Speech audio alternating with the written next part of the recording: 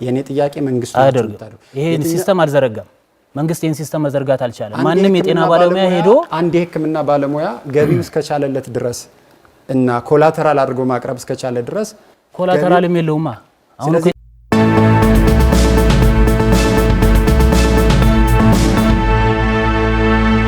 ኢዜማ በማኒፌስቶአችሁ ላይ በነጭ የቃል ኪዳን ሰነድ ብላችሁ ይፋ ባደረጋችሁት የጤና ባለሙያ ህይወቱን ትርጉም ባለው መልኩ መምራት የሚያስችል ደሞዝና ጥቅማ ጥቅም ይከፈለዋል ብላችኋል። ከስንት ወደ ስንት ነው የምትከፍሉት? የምታሳድጉትን ያህል በጀት ከየት ነው የምታመጡት? እሺ እናመሰግናለን። እውነት ነው ሌሎችም እንዳሉት የጤና ባለሙያው አሁን እየተከፈለው ያለው ደሞዝ በቂ ነው ብለን አናምንም። ነገር ግን ይሄን የምንጨምረው የተለያዩ ሜካኒዝሞችን በመፍጠር ነው። የመጀመሪያው የባለሙያውን የሰዓት ነጻነት እናከብራለን። ባለሙያው በተጨማሪ ስራ ሊሰራባቸው የሚችሉ ሜካኒዝሞችን እንፈጥራለን ተጨማሪ ገቢ እንዲያገኝ። በተለይም ፕራይቬት ዊንግ በሚል እዛው በመንግስትም ሆነ በተለያዩ ተቋማት ላይ ሰዓታቸውን ተጠቅመው ተጨማሪ ገቢ እንዲያገኙ እናደርጋለን። የአማራጭ ቋም እየተተገበረ ነው። ሙሉ ለሙሉ እየተተገበረ አይደለም። የማስፋት ነው እንጂ አዲስ ሀሳብ አይደለም። እየተተገበረ አይደለም። በዛ ላይ ደግሞ ሁሉም ደግሞ በዛ ላይ ተሳታፊ የሆኑ አይደለም። ሁለተኛ ጥቅማ ጥቅሞች ላይ ማዕከል ያደረገ ስራ እንሰራለን። እንደምናውቀው ነው እኔንም ጨምሮ ከወላጆች ቤተሰቦቻቸው የሚታከሙበት ሲስተም የመንቀሳቀሻ ትራንስፖርቴሽን ሲስተም እንዲሁም ደግሞ ወጥተው የሚኖሩበት ቤት ኪራዩ ነው እዚህ ሀገር ትልቁ ችግር። ቤት የሚያገኙበትን ሲስተም እንዘረጋለን። ስለዚህ ቀጥታ የደሞዝ ጭማሪውን እንኳን ባናደርግ በእነዚህ ጥቅማ ጥቅሞች በመደጎም የጤና ባለሙያው የተሻለ ገቢውን በአግባቡ የሚጠቀምና እንደዚሁም ደግሞ ከችግር የሚላቀቅበትን ሜካኒዝም እንፈጥራለን። ስለዚህ እናረጋቸዋለን ብለው ከገቡት ቃል ውስጥ አንዱ በአይነት የሚደረግ ድጋፍ፣ አንደኛ የትራንስፖርት ችግራቸውን መቅረፍ፣ ተሽከርካሪ ልታቀርቡ ነው። ሁለተኛ የመኖሪያ ቤት ችግር መቅረፍ፣ መኖሪያ ቤት ሰርታችሁ ልትሰጡ ነው። ፐብሊክ ፕራይቬት ፓርትነርሺፕ የሚባል አለ። የመኪና አቅርቦት ለምሳሌ ባላቸው ደሞዝ ከመኪና አቅራቢ ድርጅቶች ጋር እየተመካከሩ የተወሰነ የደሞዛቸውን በመቆጠብ ከሚኖራቸው ላይ ያንን መኪና ይሄን ለማድረግ መንግስት መሆን አይጠበቅባችሁ። የትኛውን ባንክ ያደርጋል? የኔ ጥያቄ መንግስቱ አያደርግም። ይሄን ሲስተም አልዘረጋም። መንግስት ይሄን ሲስተም መዘርጋት አልቻለም። ማንንም የጤና ባለሙያ ሄዶ አንድ የህክምና ባለሙያ ገቢው እስከቻለለት ድረስ እና ኮላተራል አድርጎ ማቅረብ እስከቻለ ድረስ ኮላተራልም የለውማ። አሁን ከጤና ባለሙያ ኮላተራል ነው ለህክምና ባለሙያ እሱ ነው እያልኩኝ ያለሁት። ከባንክ ጋር ሳይሆን መኪና ከሚያመርቱ ድርጅቶች ጋር ውል በመፍጠር አንደኛ የስታፍ ፐርሲስት አድርጎ የማቆያ ሜካኒዝም ነው። የጤና ባለሙያው ለስደት እየተጋለጠ ያለው አንዱም የሚቆይበት ሜካኒዝም ስላልፈጠረ ነው። ስለዚህ ከዚህ ጋር በማያያዝ ከደሞዙ ላይ የተቆረጠ እሱም ጥቅም ያገኛል፣ ሰራተኛውም ይቆያል። ደሞዙ ለመኖር አልበቃውም ትላላችሁ። በሌላ በኩል ከደሞዙ የተቆረጠ መኪና ይገዛል። ከየት አምጥቶ ነው ከደሞዙ የሚቆረጥ መኪና የሚገዛው? እሱን እያልኩኝ ነው ያለሁት። መኪናውን አንድ ስፔሲፊክ አይተም ማድረግ ነው እንጂ በአብዛኛው ቤት ኪራይ እንደዚሁም በምን አይነት መንገድና በምን አይነት አማራጭ ነው ለህክምና ባለሙያዎች የምታቀርቡት? በሁለት አይነት መንገድ። አንደኛ መንግስት የሚሳተፍበት ፕሮግራም ይኖረናል።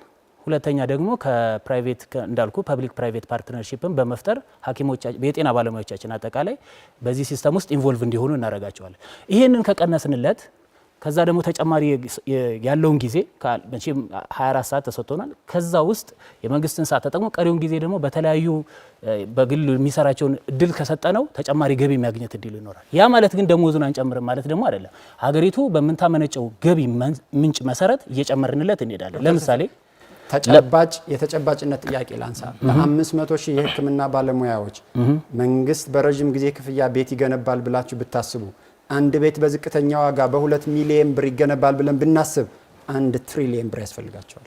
this is perception በነገራችን ላይ መጀመሪያ ቁጥሩ ላይ እንስማማ። ሁለተኛ ደግሞ ከዛ ውስጥ ደግሞ ምን ያህሉ ቤት አለው ምን ያህል የሌለውም የሚለውንም እንስማማ። አላችሁ ዳታ አላችሁ የመረጃው በዚህ ያክል ቤት ይሄን ያህል እናቀርባለን። እሱ ለዛ ነው በጥናት ላይ የተመሰረተ ኢዜማ ምንም ነገር ያለ መስረጃ ያለ ጥናት አይሰራም። ዝም ብለን በግልፍተኝነት በስሜታዊነት ይሄን እናደርጋለን ብለን ነገ የዛሬ 5 ዓመት ደግሞ እንደዚህ ብልጽግናዎች እንደሚጠየቁት እንድንሸማቀቅ አንፈልግም። ስለዚህ ምን ሰራውን ስራ በአግባቡ ጥንቅቅ አድርገን እንናገራለን። እንድትገቡ የቃል መግባት ጥያቄ ያቀርብለታለሁ። በ5 ዓመት ውስጥ መንግስት ብትሆኑ ምን ያህል የጤና ባለሙያዎችን ቤት በረጅም ጊዜ ክፍያና በሌሎች አማራጮች ታቀርባላችሁ?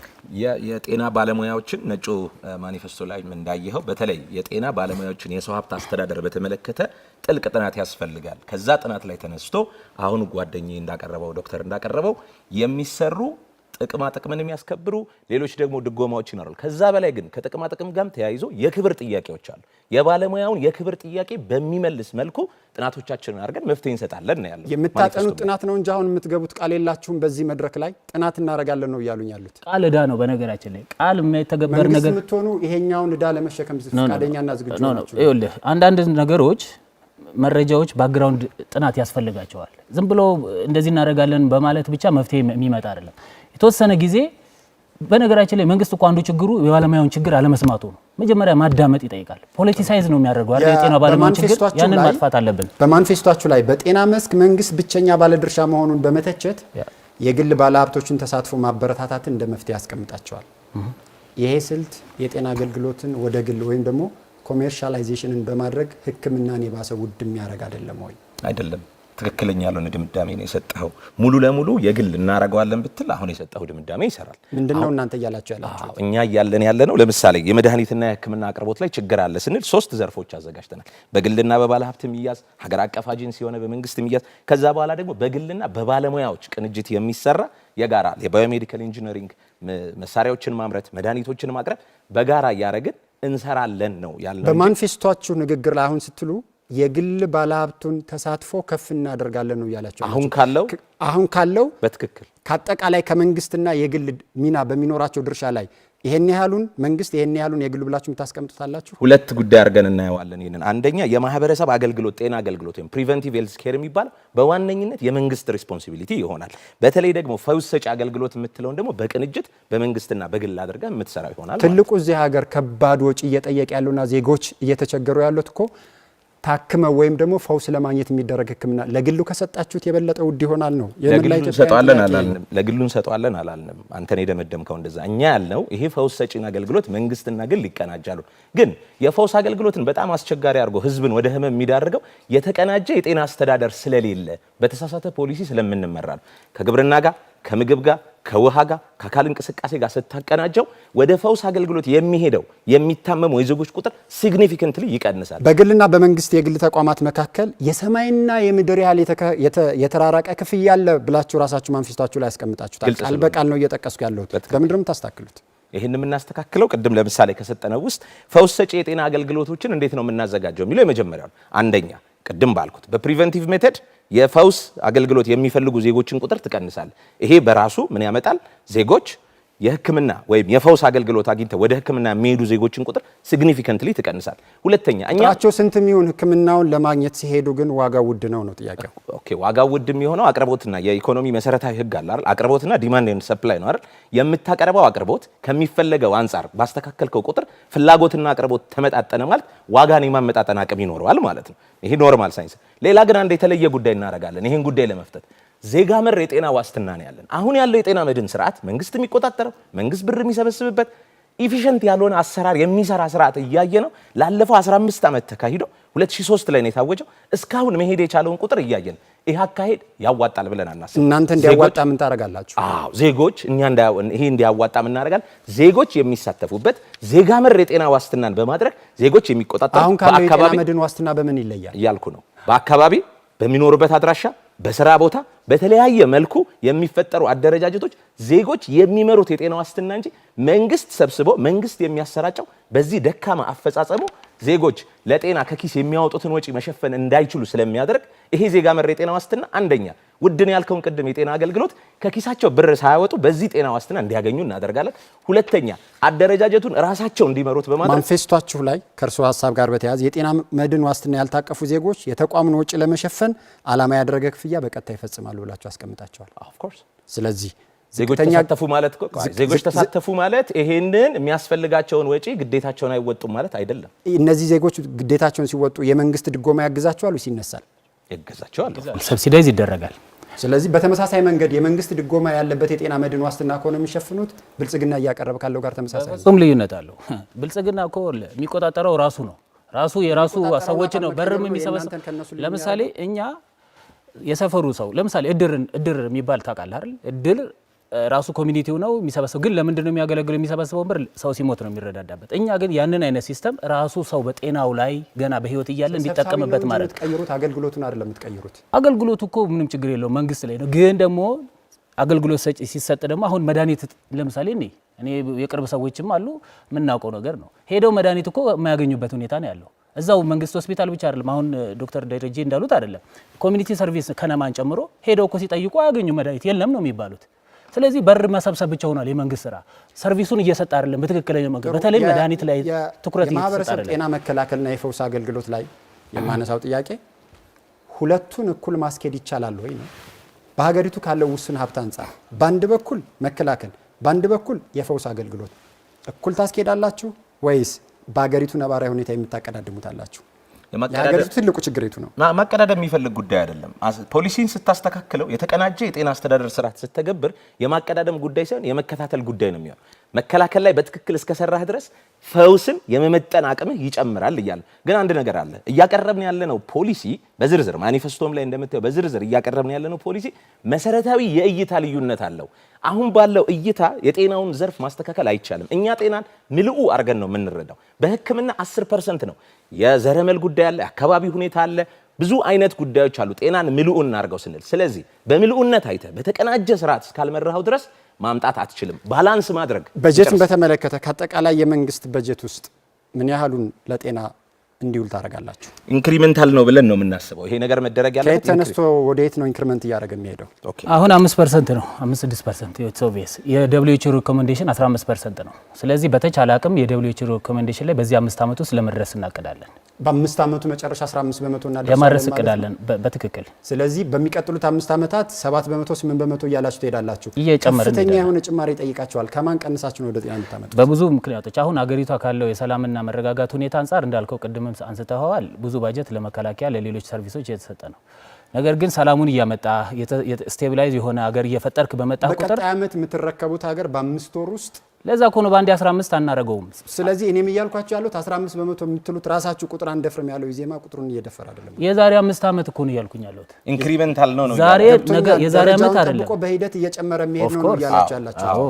ስለዚህ በ5 ዓመቱ መጨረሻ 15% ታደርሱታላችሁ። አመሰግናለሁ። ደቂቃችን ተጠናቋል። ወደ ትብብር ለኢትዮጵያ አልፋለሁኝ። ትብብር ለኢትዮጵያ ማኒፌስቶአችሁ ላይ አቅመ ደካሞችና ዝቅተኛ ገቢ ያላቸው ዜጎች በነፃ ወይም በአነስተኛ ዋጋ ሕክምና ያገኛሉ ይላል። ማን ነው ወጪውን የሚሸፍንላቸው? በጣም አመሰግናለሁኝ። አንዳንድ ጊዜ እይታችን ራሱ በጣም የተሳሳተ ነው። ገንዘብ ላይ ብቻ ነው እያተኮርን ያለ ነው። በኢኮኖሚክስ ብዙ የሆነ የገቢ ማስገኛ መንገዶች አሉ። የመጀመሪያው ጦርነትን ስናስቆም አንድ ለጦርነት የሚወጣውን በጀት እንቀንሳለን። ሁለት የግብርናውን ክፍለ ኢኮኖሚ እናሳድጋለን። ኢንቨስትመንት ይበረታታል፣ ምርታማነትና ምርት ይበረታታል። ስለዚህ ገበያ ላይ የእቃዎች ዋጋ ይወርዳል። የእቃዎች ዋጋ ወረደ ማለት በተዘዋዋሪ መንገድ የሰውየው ገቢ ጨመረ ማለት ነው። አንድ እሱ ነው። ሌላው የወጡ የተሳሳቱ ፖሊሲዎች አሉ። እሱን እናረቀዋለን። የመጀመሪያው እነዚህ ሁሉ አማራጮች ለእናንተ የበጀት ምንጭ ይሆኑናል ብላችሁ ነው እያቀረባችሁ ያላችሁት? በጀቱን ይደጉመዋል።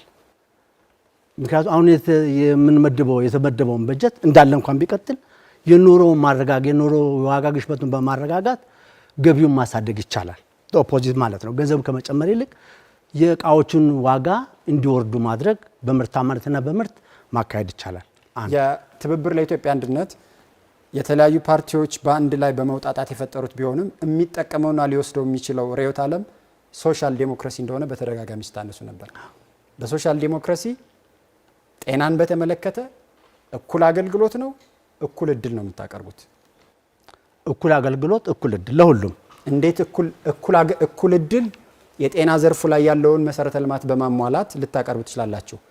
ነገር ግን እንዴት እኩል አገልግሎት ልትሰጡ ትችላላችሁ? የሰው ልጅ ነው። የሰው ልጅ በምንም አይነት በዘር፣ በሃይማኖት፣ በገቢ ሊከፋፈል አይገባውም። እኩል መብት አለው፣ እኩል ስልጣንም አለው ለመሰረታዊ አገልግሎቶች፣ ትምህርትን፣ ጤናን፣ ሌሎችንም መሰረታዊ የሆኑ የሰው ልጅ ፍላጎት የሚለኩበትን አገልግሎት እናቀርባለን። ሌላው የተሳሳተ የኢኮኖሚ ፖሊሲ የምናራምድ ሀገር ነን። አንድ በቀደም ምናልባት በኢኮኖሚ ፖሊሲ ላይ ስትነጋገሩ ስለ ዲቫሉዌሽን ተነስቷል። ዲቫሉዌሽን አይኤምኤፍ ፕሮፌሰር እሱ ጉዳያችን አይደለም። ወደ ጤና ገባኝ። ጤናን የተመለከተ ቀጣይ ገቢውን እንዴት አሳድገን በነፃ እንደምናሳክም እንደምናስተምር ላሳየህ ነው። ቀጣይ የእናንተ ማንፌስቶ እና የእናንተ እሳቤ ዓለምን ያማለለው ነገር ግን በዓለም ላይ ያልተተገበረው ሁሉንም ሰው እኩል የማድረግ እኩል ድሃ ወይም እኩል ሀብታም የማድረግ እሳቤ በጤና ፖሊሳችሁ ላይ ይንጸባረቃል። በዓለም ላይ ሁሉንም ሰው እኩል ድሃ ወይም እኩል ሀብታም ማድረግ ይቻላል ወይ? ይቅርታ አትሳሳት። እኩል ድሃ የሚባል ነገር የለም። እኩል የአገሪቱን ሀብት ተጠቃሚ ነው የምናደርገው። እኩል የአገሪቱን ሀብት ነው። ፌር ዲስትሪቢዩሽን ኦፍ ዘ ናሽናል ዌልዝ ነው ኢሹ የሚመጣው። በዓለም ላይ አይተህ ከሆነ 10 ደስተኛ አገሮች ውስጥ አብዛኞቹ የሶሻል ዲሞክራሲ ርዕዮተ ዓለም ተከታዮች ናቸው። በተለይ ስካንዲኔቪያን አገሮች አሁን በ10 ውስጥ በደስተኛ አገሮች ውስጥ አሜሪካም ቻይናም የሉበትም። ግን ሶሻል ዲሞክራሲን የሚያራምዱ ሀገሮች ይሄንን አቺቭ አድርገዋል። ሶሻል ዲሞክራሲ የሚያራምዱ ሀገራት የጤና መሰረተ ልማት ቀድሞ በሰፊው የተዘረጋባቸው ኢኮኖሚያቸው የዳበረ በዚህ ምክንያት አገልግሎቱን እና እድሉን እኩል ማድረግ የቻሉ ናቸው። ኢትዮጵያ ውስጥ እንዲህ አይነት መደላድል አላችሁና ነው ወይ እኩልና ለዝቅተኛ ገቢ ያላቸው ዜጎች ነፃ አገልግሎት እንሰጣለን የምትሉት? ነባራዊ ሁኔታ ይፈቅድላቸዋል ወይ? ትልቁ አሁንም ችግራችን ነባራዊ ሁኔታ ማስቻል ነው፣ እንዲመጣ ማድረግ ነው። እነሱ ምን ልክ እንደኛ የነበሩ በማድረግ ነው እንዲመጣ የምታደርጉት? ምን በማድረግ? የኢኮኖሚ ፖሊሲ ማሻሻያዎች ይደረጋሉ። የባለሙያዎችና ስርጭቶችን ማበረታቻ በተመለከተ በማኒፌስቷችሁ ላይ ተቋማት በየገጠሩን እንገነባለን ካላችሁ በኋላ ሐኪሞች በተለይም ደግሞ ጠቅላላ ሕክምና ባለሙያዎችና ነርሶች በገጠር እንዲቆዩ እናደርጋለን ብላችኋል። በምንድን ነው እንዲቆዩ የምታደርጓቸው? መሰረታዊ የአገልግሎት አሰጣጥ መንገዱን እንቀይረዋለን። አንድ የምንቀይረው ባለሙያዎች ነው ጥያቄ እያቀረብኩ ያለሁት። በቤተሰብ ላይ የተመሰረተ የተቀናጀ ስራን በመስራት በቤተሰብ ላይ ለምሳሌ በገጠሪቷ ላይ 3 አካላት አሉ። ትምህርት አለ፣ የግብርና ኤክስቴንሽን ሰራተኛ አለ፣ የጤና ኤክስቴንሽን ሰራተኛ አለ። እያንዳንዳቸው ተቀናጅተው በቤተሰብ ላይ ይሰራሉ ወይ ነው። ስለዚህ ተቀናጅተው ቢሰሩ የሚያመጡት ለውጥ ባለሙያውንም ያበረታታል፣ እንዲቀመጥም እናደርገዋል። የገጠሩ የህክምና እና የመሰረተ ልማት አቅርቦት ችግር ስላለ የህክምና ባለሙያዎችም እጥረት ስላለ ትኩረቱን ወደዛ በማድረግ እኩል እድል ወይም ፍትሐዊ እድል ለመፍጠር ሲባል ሐኪሞች በብዛት እዛ እንዲቆዩ እናደርጋለን ብላችኋል ማኒፌስቷችሁ ላይ። በምን ኢንሴንቲቭ ወይም ማበረታቻ ነው እዛ እንዲቆዩ የምታደርጉት ነው ጥያቄ? ቅድም ያልኩህ እኮ ነው። የገቢ መጠኑን በማሳደግ ገቢው ቀጥታ ገንዘብ በመጨመር አይደለም። ገንዘብ መጨመር ሌላ ኢንፍሌሽንን መጥራት ነው። ነገር ግን ጥቅሞችን ወይም ደግሞ የራሱ የሚያገኘውን ገንዘብ የመግዛት አቅም የብርን የመግዛት አቅም በማጎልበት እዛ እንዲቆይም እናደርገዋለን። ለህክምና ባለሙያዎች አሁን ለሚያነሱት የኑሮ የገቢ እና ነፃ የህክምና አገልግሎት የማግኘት ጥያቄ ትብብር ለኢትዮጵያ አንድነት ምን አማራጭ መፍትሄ ወይም ደግሞ ምን ምላሽ አለው ዶክተር? ያው ፕሮፌሰር እንዳለው የጤና ባለሙያዎችን በተመለከተ ወደ ገጠሪቷ የኢትዮጵያ ክፍል ገብተው በቂ ጊዜ ወስደው እንትን እንዲሉ ይደረጋል ሲባል ኢዜማ ቀደም እንደጠቀሰው የጤና ባለሙያዎች ተጨማሪ የገቢ አማራጮችን የሚጠቀሙበት ሁኔታ መፍጠር ይቻላል። የስራ ጫናቸውን በመቀነስ ተጨማሪ ገጠር ላይ በሚሰሩበት ጊዜ ከገበሬው ጋር ካለው የአካባቢ ማህበረሰብ ጋር በጋራ በመቀናጀት የራሳቸውን የገቢ አቅም መጨመር የሚችሉበትን ሁኔታ መፍጠር ይቻላል። ሌላው ደግሞ ያው እንደ አጠቃላይ የሀገሪቷን ፖሊሲ የኑሮ ውድነቱን የብርን የመግዛት አቅም በማሻሻል ኑሯቸውን መሰረታዊ ችግራቸውን መፍታት የሚችሉበትን አስቻይ ሁኔታ የቀጥታ ጥያቄያቸው መንግስት ብትሆኑ ለሚያነሷቸው የደሞዝ የጥቅማ ጥቅምንና የሌሎች መሰረታዊ አቅርቦቶች ፍላጎት ጥያቄ ላይ ምላሻችሁ ምን ይሆናል? የመጀመሪያው ጥያቄ አሁንም መተኮር ያለበት ክብር ይፈልጋል። የጤና ባለሙያው ክብር ይፈልጋል። ከንግግር ባለፈ በተግባር የምትገልጡት ክብር ምንድን ነው? ክብር አንድ በጤና ተቋማት ያሉትን ጉድለቶች፣ የመድኃኒት የህክምና መሳሪያዎች ጉድለቶችን፣ የስራ አካባቢውን አስቻይ ሁኔታ መፍጠር፣ ሰውየው እንዲቆይ ማድረግ፣ የስልጠና ፕሮግራሞችን ማዘጋጀት። የውጭ የስራ እድል እንኳን በመንግስት ቢመቻችለት ይችላል። በግሉ የሄደ ማንም ጋር ከሚቀጠር መንግስት ራሱ የስራ እድሎችን ቢያመቻችላቸው የሰለጠነ የሰው ኃይልን ብዙ ማፍራት እንችላለን፣ ማቆየት እንችላለን፣ ስርጭቱንም ማብዛት እንችላለን፣ ጥራቱንም ማሳደግ እንችላለን። ፕሮፌሰር የእርሶ ባልደረባ የሆነው የሚሰሩበትን የሰዓት መጠን በመቀነስ ተጨማሪ ስራዎችን እንዲሰሩ በማድረግ ገቢያቸው ይጨምራል ይላሉ። እርስዎ ደግሞ ውጭ ተቀጥረው ከሚሰሩ በዛ በመንግስት ተቋም ውስጥ ረጅም ሰዓት እንዲሰሩ በማድረግ ይላሉ። ከአንድ ትብብር ፓርቲ መርጣችሁ ሁለት የተለያየ ሀሳብ ነው እያቀረባችሁ ያላችሁት። አይደለም። ይለያያል ብለን አናስብም። ያው ዞሮ ዞሮ ትብብር ለኢትዮጵያ እንደተባለው ያው የተለያዩ ውህድ ፓርቲዎች ነው። የጤና ባለሙያው ብዙ አማራጮችን መፍጠር ይችላል። መንግስት እስካገዘው ድረስ አንደኛ በመንግስት ውስጥ 24 ሰዓት አለ። የዲዩቲ ሰራተኞች አሉ፣ የቀን ሰራተኞች አሉ። የዲዩቲን ፕሮግራም በማሻሻል አንድ የጤና ባለሙያ እንዴት የገቢ አቅሙን መጨመር ይችላል የሚለውን ማሻሻል ማስተካከል ይቻላል። ከእንደገና ደግሞ አሁን እዚች ሀገር ላይ በጣም መሰረታዊ ችግር ሆኖ ያለው የገንዘባችን የመግዛት አቅም ደካማነት ነው። መሰረታዊ ችግሩ እሱ ነው።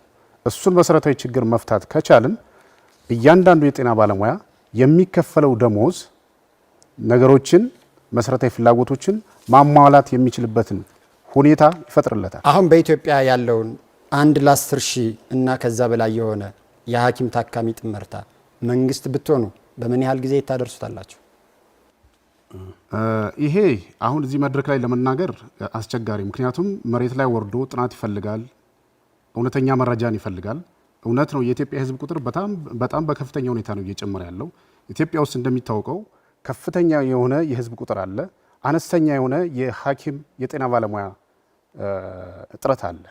ነገር ግን እኛ መንግስት በምንሆንበት ጊዜ የሀገሪቷን መሰረታዊ የኢኮኖሚ ሁኔታ በማያናጋ መልኩ ጤና ባለሙያውም መስራት የሚችልበትን ሁኔታ የሀገሪቷም ኢኮኖሚ መናጋት የማይችልበትን ሁኔታ ጥናትን መሰረት አድርጎ መፍትሄ ያመጣል ብለን እናምናለን እንጂ በቁጥር ደረጃ ቢያንስ በሚቀጥለው 5 ዓመት ወይም ብትመረጡ የ5 ዓመት ተርማችሁ የመጨረሻ ዓመት ላይ እንኳን የት ልታደርሱት እንደምትችሉ የምትናገሩት ቁጥር የላችሁም?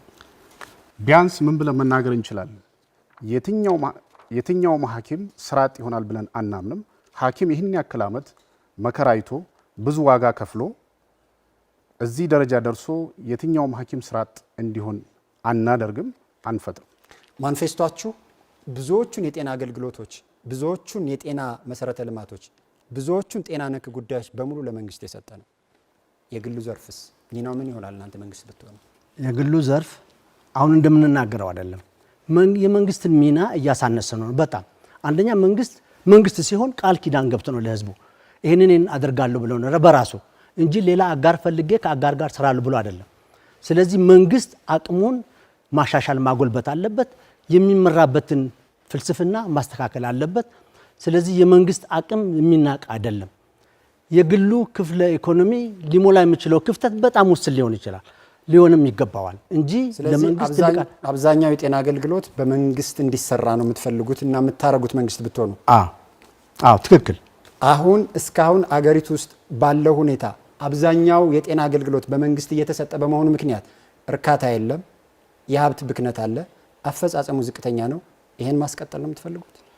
እኛ ማስቀጠል የምንፈልገው አሁን እንደሚታወቀው መንግስት ተቋማት ላይ እየተሰራ ያለው አሰራር ተገቢና አግባብነት ያለው ነው ብለን አናምን። ስለዚህ እናንተ እኮ ብትሆን መንግስት ስንሆን ይሄው መንግስት የሚሰራውን መንግስት ነው እንቀጥላለን። በፍጹም አሰራሮቹን እናዘምናለን። ከፍተኛ የሆነ የሙስና አሰራር አለ። እሱን የሙስና አሰራር እናስተካክላለን። እሱን በማስተካከል የመንግስትን የጤና ተቋማት የመስራት አቅም ማሳደግ ይቻላል። ብዙ ብልሹ አሰራሮች አሉ። ምክንያቱም የግሉ የሕክምና ተቋሙ እንዲሰራ አደገኛ ሴራዎች አሉ። የመንግስት ተቋማት ሽባ የሚሆኑበት፣ የግል ተቋማት ደግሞ የተሻለ የኢኮኖሚ አቅማቸውን የሚያዳብሩበት ሁኔታ አለ። እኛ የመንግስት እነዚህ አቅማቸው ዳበረ የምትሏቸውን የግል የጤና ተቋማት እና ዘርፉን ምን ታደርጉታላችሁ? እኛ ዋናው መሰረታችን ህዝባችን ስለሆነ የመንግስት ተቋማት የህዝቡን ሰፊውን የሕክምና አገልግሎት እንዲሸፍኑ እናደርጋለን። እንደገና ደግሞ የግል የሕክምና ተቋማት አግባብነት የሌለው ምዝበራ ማካሄድ እንዳይችሉ ህግና ስርዓትን መሰረት ተከትለው የህብረተሰቡን የኢኮኖሚ አቅም ነባራዊ ሁኔታ መሰረት አድርገው እንዲሰሩ ህጎችን፣ ረቂቆችን አውርደን በዛ ህግና ረቂቅ መሰረት ባላንስ ፈጥረን ለማስተዳደር እንሞክራለን። አመሰግናለሁኝ። ክቡራንና ክቡራት፣ ሁለተኛው ምዕራፍ የክርክራችን ጊዜ ተጠናቋል። ወደ ሶስተኛው ምዕራፍ እናልፋለን።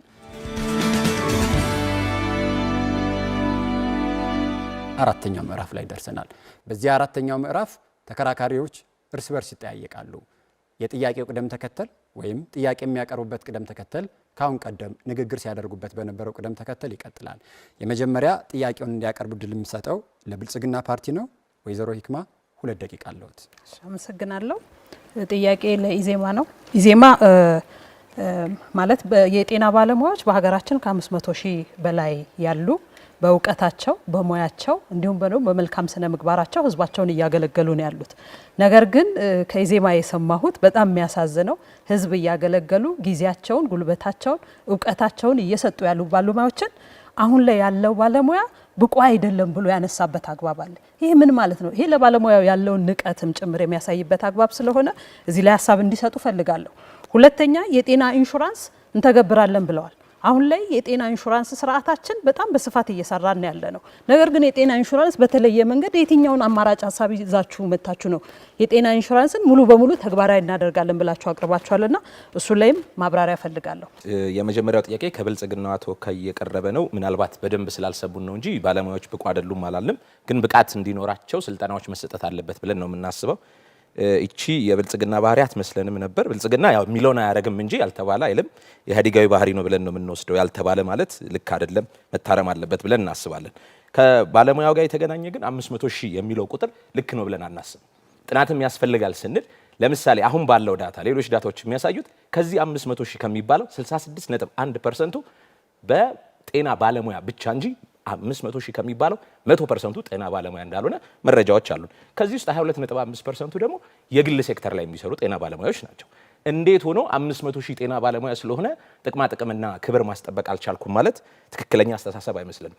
ይሄንን ስለምንረዳ ባለሙያው ብቃት እንዲኖረው ወደ ብቃት የሚያደርሰው ስልጠና እንዲያገኝ ተከታታይነት ያለው የሙያ ስልጠና ወይም ሲፒዲ የምንለው ኮንቲኒዩስ ፕሮፌሽናል ዲቨሎፕመንት እንዲሁም ሙያ ማህበራት የተለያዩ ሙያ ማህበራት የባለሙያዎች ብቃት እንዲዳብር የሚሰሩት ስራ እንዲመጣ እንሰራለን ነው ያልነው እንጂ ባለሙያው ብቃት የለውም የሚል ነገር አልተናገርንም። ስለዚህ በዚህ መልኩ መታረም አለበት ብለን እናስባለን። አንዱ ችግር ምንድን ነው? ቁጥር የተለመደ የተሳሳተ ቁጥር ሪፖርት የማድረግ መጥፎ ባህል አለን። በተለይ መንግስት ከሚሆኑ ፓርቲዎች የምናየው እውነታውን ማጥናት አለብን። በምን መልኩ የጤና ባለሙያውን ተጠቃሚ ማድረግ እንችላለን የሚለው መጠናት ይችላል። አሁን ባለው ላይ እንኳን ተመስርተን ለሌሎች ተቋማት የሚደረጉ ለሌሎች ባለሙያዎች የሚደረጉ ድጋፎችን ማድረግ የሚቻልበት መንገድ አለ። ማለትና ማድረግ ፍጹም ይለያያል። አዎ ተሰብስበዋል። ብዙ ካድሬዎች ያወያዩቸው የጤና ባለሙያዎች ስብሰባዎች እንዳሉ አውቃለሁ። እንደ ባለሙያ የዚህ ጉዳይ ቪክቲም ነኝ፣ በደንብ አውቀዋለሁ ፕሮሰሱን። እየሆነ ያለው ነገር ግን ለጤና ጥያቄ ፖለቲካዊ መልስ መስጠት ነው ወይስ ለጤና ባለሙያዎች ትክክለኛ ጥያቄ ትክክለኛ መልስ መስጠት ነው ትክክል የሚሆነው? የፕራይቬት ዊንግ ይባላል። ፕራይቬት ዊንግ ላይ የሚሰሩት አሰራሮች ትክክል ናቸው ወይ? በጀቱ በትክክል ማኔጅ ይደረጋል ወይ? ድጎማ፣ ጥቅማ ጥቅም፣ ምን ድጎማና ጥቅማ ጥቅም ይሰጣል? ደሞዝ ተጨምሯል፣ እውነት ነው፣ የሚካድ ሀቅ አይደለም፣ ለሁሉም ተጨምሯል። ነገር ግን ይሄን ተጠቃሚ እንዲሆኑ ባለሙያው ምን አይነት የብድር እድሎች ተመቻችተውለታል? ምን አይነት የመፍትሄ ሀሳቦችስ ቀርበውለታል? ኢዜማ ፖሊሲው ስም አለው፣ ምን እንደሚያደርግ ተናግሯል። ክርክሩ ሲጀምር ቅንጅት የሚል ሀሳብ አልነበረም። አሁን እኛ ካቀረብን በኋላ የተቀናጀ የጤና አስተዳደር ካልን በኋላ የተቀናጀ ስራ እንሰራለን ብለዋል። እሰየው ነው። ኢዜማ በዚህ ችግር የለበትም። ጥሩ ስራ ሲሰራ ለማመስገን፣ የተሳሳተ ስራ ደግሞ እንዲታረም ይማረክ አልቲሜት ግባችን እሱ ነው። ነገር ግን የእውነት የእይታ ችግር አለበት፣ የጤናው ሴክተር የአስተሳሰብ ችግር አለበት። እሱን ሳናስተካክል ጤናን በምልኡነት ሳናየው ለውጥ እናመጣለን ብሎ ማሰብ ትክክል አይመስለኝም። የጤና ጉዳይ የፕሮፌሽን ጉዳይ ነው፣ የሙያ ጉዳይ ነው። ጤና ውስጥ ያሉ ካድሬያዊ አመለካከት ያላቸው ባለሙያዎችና የፖለቲካ አመለካከታቸው እየተመዘነ የሚሰጡ ኃላፊነትና ስልጣኖች መስተካከል አለባቸው። ጤናው ፒውርሊ ለብቃት መመደብ አለበት። የኮታ ቦታ መሆን የለበትም። ችሎታ፣ ብቃት ያላቸው ባለሙያዎች ተመድበው ማህበረሰቡ ጥራት ያለው አገልግሎት እንዲያገኝ፣ ክብሩ የተጠበቀ ባለሙያ እንዲኖር፣ ጥያቄው የጥቅም ብቻ እንዳልሆነ እንዲታሰብ ፈልጋለሁ። ከዚህ ከጤና ኢንሹራንስ ጋር ተያይዞ የምናነሳው መሰረታዊ ጉዳይኛ ዜጋ መር መሆን አለበት። መንግስት የሚሰበስበውን ገንዘብ በማባከን በሙስና የሚታወቅበት ነው። አሁንም ጤናው ሴክተር